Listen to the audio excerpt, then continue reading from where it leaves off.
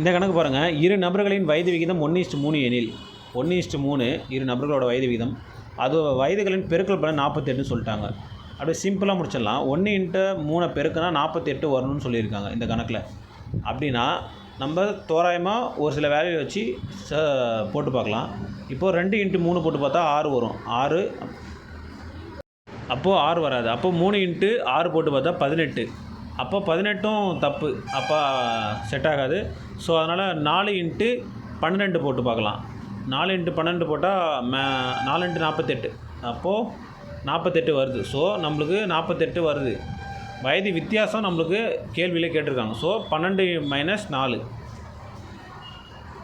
12 - 4 போட்டு பார்த்தா ஆன்சர் நம்மளுக்கு கிடைச்சிடும். ஸோ 12 - 4 8. ஸோ ஆன்சர் அவர்களின் வயது வித்தியாசம் 8. நன்றி.